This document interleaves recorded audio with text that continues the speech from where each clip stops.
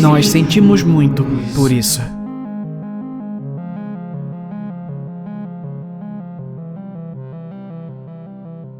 Opa, e aí, terráqueos? Faz muito tempo que a gente não se fala, né? Então, uma coisinha. É só uma coisinha sobre a qual eu quero falar rapidamente.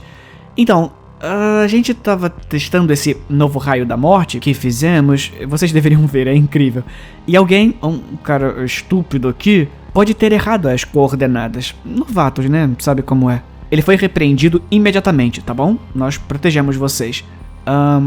Sim, o Feixe tá viajando em direção ao seu planeta. Alguma coisa ali próximo à velocidade da luz, carregando aproximadamente 10 elevado à potência de 15 quilotons de massa na forma de energia. Na verdade, demoramos um pouco para descobrir como enviar essa mensagem mais rápido que a velocidade do Feixe. Então, não é direcionado especificamente pra vocês, mas vocês estão definitivamente no caminho. Sim, é uma grande explosão de energia solar. Então, eu sei que vocês são super avançados, inteligentes, super equipados para lidar com situações como essa. É que o raio da morte deve atingir vocês daqui a uns 100 anos ou mais. Eu sei que é chato, mas se vocês pudessem entrar em suas naves espaciais e mover alguns sistemas solares, sabe? Aquela coisa passaria por vocês. Ia ser como uma brisa. É só ir pra esquerda por cerca de, 30 ou 40 trilhões de quilômetros, só isso. É quilômetros que vocês chamam, né? E aí deve ficar tudo bem. Eu disse a todos que vocês são super tranquilos. Então, por favor, não dá muita importância pra isso não. Só avisando, né? Sabe como é. Enviado há 105 anos.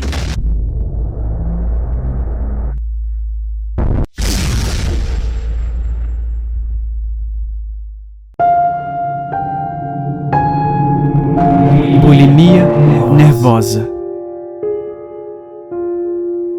Eu tive um transtorno alimentar durante toda a minha infância, seguindo-me todo o caminho até hoje.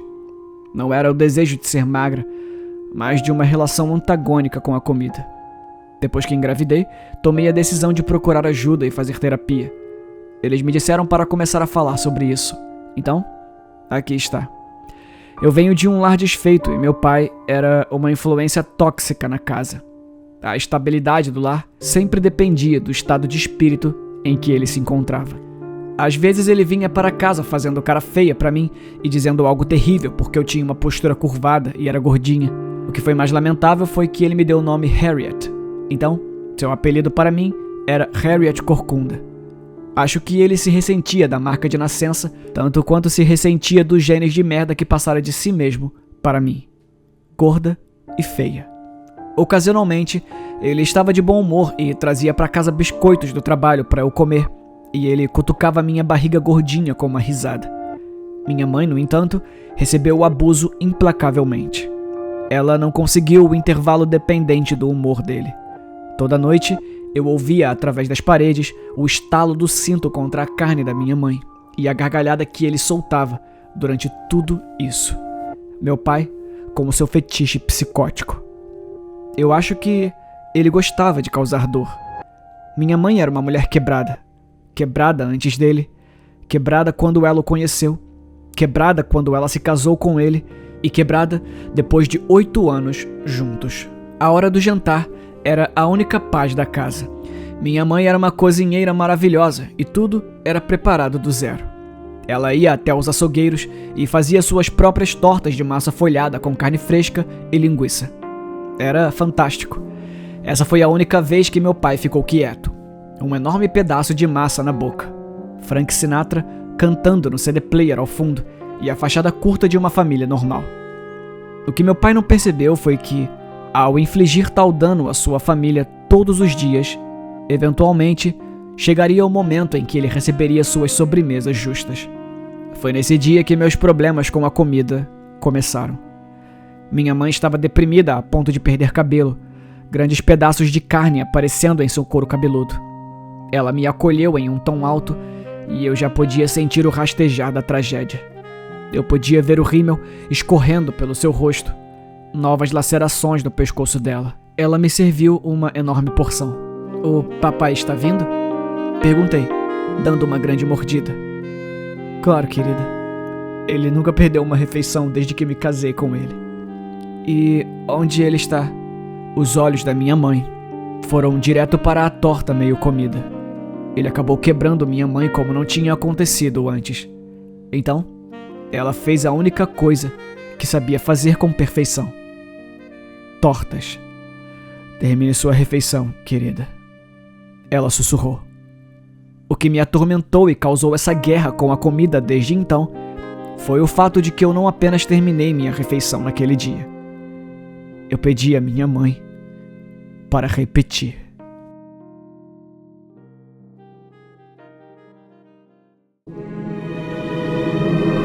Quando você tiver idade o suficiente. Toda vez que eu perguntava ao papai o que ele estava fazendo no porão, sua resposta era sempre a mesma. Eu vou te mostrar quando você tiver idade o suficiente. Eu imaginei que ele se referia à idade suficiente para dirigir, para que eu enterrasse os corpos para ele na floresta. Ou talvez com idade suficiente para beber, para que eu pudesse espiar nossas próximas vítimas em bares. Ou possivelmente com idade suficiente para possuir uma arma, para que eu pudesse participar mais eficientemente do abate. Sabe, uma coisa que você deve saber sobre o meu pai é... ele é um serial killer. Ele esconde isso muito bem do mundo exterior. Mas verdade seja dita, eu conheço seu pequeno segredo sujo há anos. Com apenas 15 anos, eu vi meu pai arrastando uma lona enrolada pela porta da frente na calada da noite. Então, vieram as manchas de sangue em sua roupa, os gritos aterrorizados no andar de baixo, a rotina interminável de garotas que ele trazia para casa. Não foi preciso ser um gênio para somar 2 mais 2 e entender o que estava acontecendo. Seja qual for a carnificina do meu pai, eu sei de uma coisa. Eu não vejo a hora de me divertir. Juntos, vamos fazer o time perfeito. Pai e filho, se recuperando e eliminando nossas presas como companheiros de pesca. É praticamente um direito me dado no nascimento. Poucos dias depois do meu aniversário de 18 anos, o papai finalmente decidiu me levar. Eloquentemente, como sempre, ele me explica a natureza de seu chamado assassino. Como, desde que a mamãe o deixou anos atrás, ele ficou devastado e assassinou mulheres lindas puramente por esporte. Spencer, eu quero que você continue o meu legado. Ele anuncia, e para isso, eu simplesmente aceno em reverência. Continuando para o porão, descubro que é tão apavorante quanto eu esperava. Correntes, cutelos de carne, pilhas de membros desencarnados. Está tudo lá embaixo. Durante horas, eu me debruço vertiginosamente sobre os vários instrumentos de tortura, apenas segurando-os em minhas mãos. Posso sentir seu verdadeiro peso. Todas as vidas que ele tirou. Toda a agonia que elas sentiram. Isso é incrível, pai. Eu gargalhei. Mas sabe, você realmente não precisava esperar tanto tempo para me dizer tudo isso. Bem, filho, papai sorri, uma pitada de malícia aparecendo em sua voz. Como eu mencionei antes, eu precisava que você tivesse idade o suficiente. Ele faz uma pausa e sorri. Idade suficiente para a pena de morte. À distância, eu ouço as estridentes sirenes da polícia.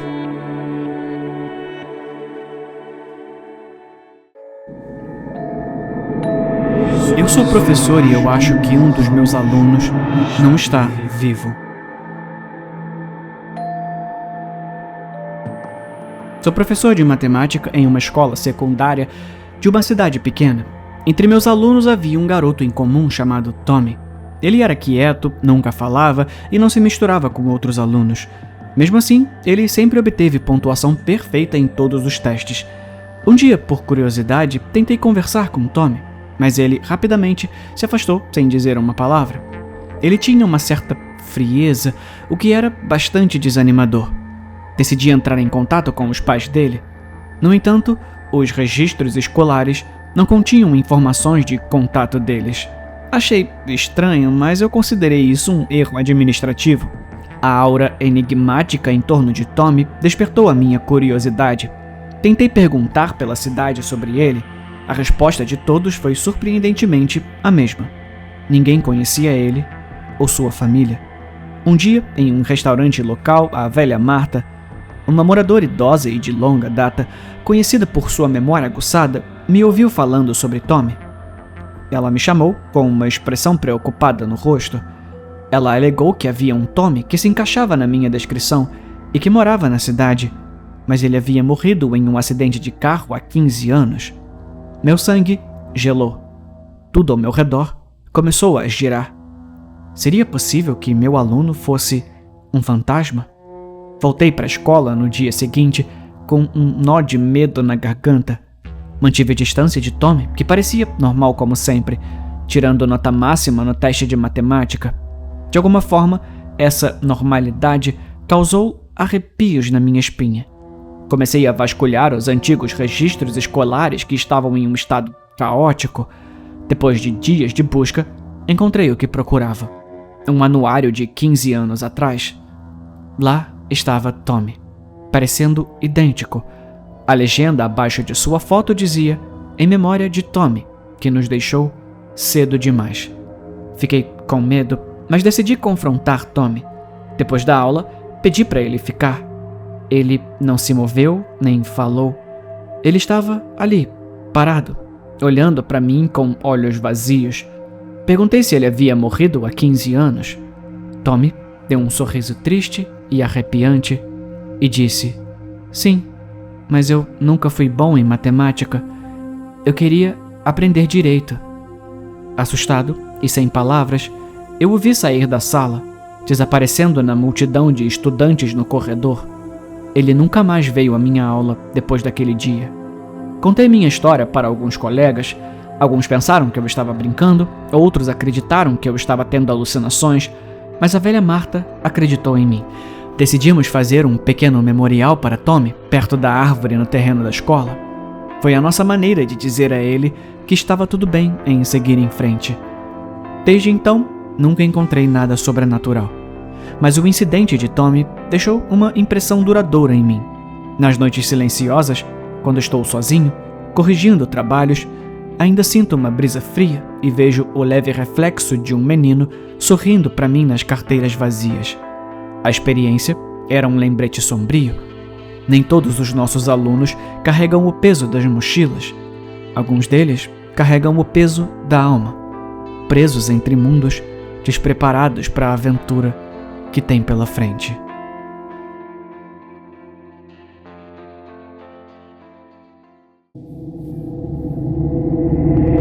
Obedeça. Obion, ajoelhe-se. O androide obedientemente ficou de joelhos, de frente para mim. Eu ri. Rola. Ele não se mexeu. Eu suspirei. Obion, rola. Obedientemente, ele começou a rolar no chão. Era um pouco sádico gostar de ter controle total sobre um facsímile humano que faria o que eu dissesse a ele. Mas não era como se ele fosse uma pessoa real. Obion, arranque seu olho esquerdo. Com um som parecido com o de um USB sendo desconectado, o olho de Obion ficou livre. Eu estremeci com a lacuna avermelhada deixada para trás. Por que os fabricantes pensaram em incluir isso? Obion, coloca de volta. E do nada, o androide se sentou no sofá da minha sala e começou a navegar pelos canais. Eu não pedi para você fazer isso. Obion, desliga a televisão. Ele pegou o controle e o colocou no chão. Ai, máquina de merda. Obion, desligue a televisão. Mais uma vez, ele se atrapalhou com o controle remoto. Irritado, abri a parte de trás do ombro direito dele, procurando pelo painel de controle manual. Sem aviso, o androide se virou e agarrou meu pescoço com as duas mãos, apertando com força. Obion, me solta! Eu disse, me solta!